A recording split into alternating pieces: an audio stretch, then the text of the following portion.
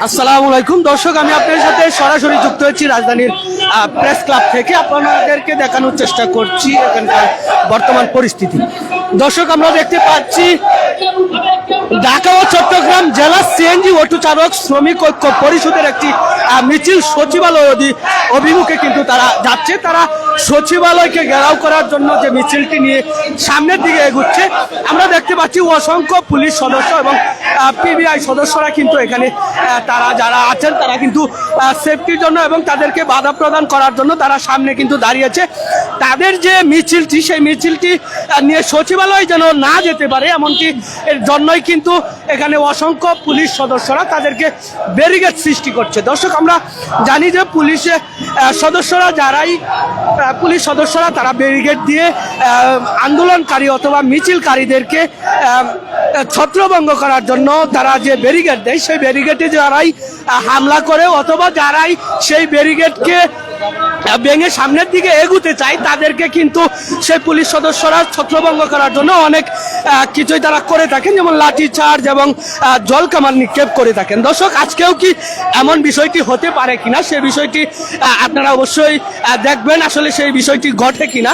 আর CNG চালক এবং autorickshaw চালক যারা আছে তাদের দামি সমূহ অর্থাৎ 50,000 টাকার যে মামলা দেওয়ার যে কথা ছিল, সেই 50,000 টাকার মামলা এবং 6 মাসের জেল যে আইনটি করা হয়েছিল সেটি বাতিলের দাবিতেই কিন্তু আজকে সকাল 10টা থেকে তারা প্রেস ক্লাবের সামনে অবস্থান করে এবং একটি মিছিল তারা নিয়ে সামনের দিকে এগোতে চেষ্টা করে। দর্শক, আমরা পুলিশ সদস্যদেরকে দেখতে পাচ্ছি যারা কিন্তু তাদেরকে বোঝানোর চেষ্টা করছে যে সামনের দিকে যাওয়া যাবে না, এমনটি কিন্তু আমরা দেখতে পাচ্ছি। দর্শক, আমরা যারা সিএনজি চালক এবং অটোরিকশা চালক পরিষদ থেকে মিছিলটি নিয়ে যাবে, আমরা তাদের কিছু সদস্যদের সঙ্গে কথা বলবো, তাদের দাবিগুলো জানবো।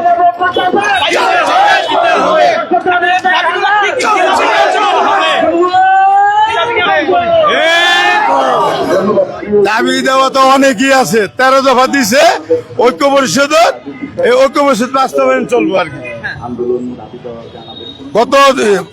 গত সরকার যে 5,000 গাড়ি ঘোষণা করছে, অবিলম্বে 5,000 গাড়ি ড্রাইভারকে দিয়ে দেয় তাড়াতাড়ি করে।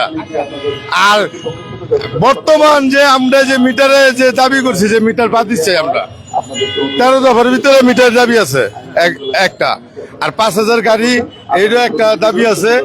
আর রাস্তাঘাটে যে বিভিন্ন জায়গায় আমাদের নো পার্কিং মামলা করে, এটাও আছে। দর্শক, আমরা পুলিশ সদস্যরা যারা এখানে উপস্থিত ছিলেন তারা কিন্তু আসলে ব্যারিকেড সৃষ্টি করেছে এবং সামনের দিকে এগুলোর জন্য কিন্তু তাদেরকে যেতে দিচ্ছে না। এবং আমরা দেখতে পাচ্ছি তারা আসলে তাদের মন্তব্য বা বক্তব্য কি সেগুলো আমরা শুনতে চেষ্টা করব। পুলিশ ভাইদেরকে সম্মান শ্রদ্ধা দেখে আমরা এখন আমাদের প্রতিনিধিদের একটা লিস্ট দিয়েছি।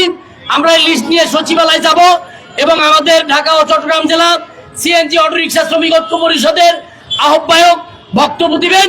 বক্তব্য দেওয়ার পরে আমরা আমাদের যে 13 দফা দাবি রয়েছে, আজকে ঢাকা শহরে নৈরাজ্য সৃষ্টি হয়েছে, পার্কিং এর ব্যবস্থা নাই, নো পার্কিং এ মামলা দেওয়া হচ্ছে।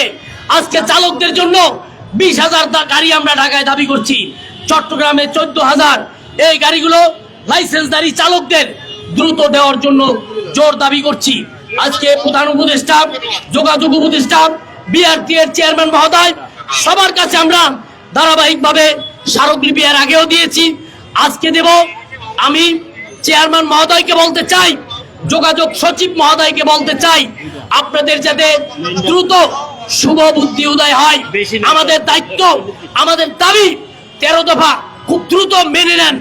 আর আমরা যদি আমাদের দাবি যদি মেনে নেওয়া না হয়, আপনারা দেখছেন ঢাকা চট্টগ্রামে গত সপ্তাহে আমরা অন্ধকার করে দিয়েছি, ঢাকার চতুর সাইডের রাস্তা বন্ধ করে দিয়ে আমরা কিন্তু দাবি আদায় করে নিচ্ছি। সরকার কোন রকম আমাদেরকে বিব্রতকর অবস্থায় ফেলবেন না, বিপদে ফেলবেন না, আমাদেরকে চ্যালেঞ্জের মুখে ফেলবেন না। আমরা আমাদের দাবি আদায় করার জন্য আমরা ঐক্যবদ্ধ। আমরা দুর্বার আন্দোলনে যেতে চাই না। যদি দ্রুত আপনারা যদি সোজা আঙ্গুলে কি না উঠলে আঙ্গুল ব্যাখ্যা করব, সংগ্রামে যাব, আন্দোলনে যাব। ধন্যবাদ সবাইকে। এই পর্যায়ে আমাদের মাঝে বক্তব্য রাখবেন আমাদের ঐক্য পরিষদের আহ্বায়ক মুন্সি রুহুল আমিন।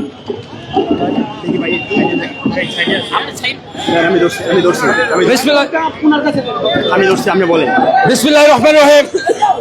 প্রিয় সাংবাদিক ভাইরা, আজকে ঢাকা ও চট্টগ্রাম সিএনজি শ্রমিক ঐক্য পরিষদের আজকের এই উপদেষ্টা বরাবর স্মারকলিপি পেশের অনুষ্ঠানে আমরা বিক্ষোভ সমাবেশ শেষে আজকে এখন স্মারকলিপি প্রদান করতে যাচ্ছি।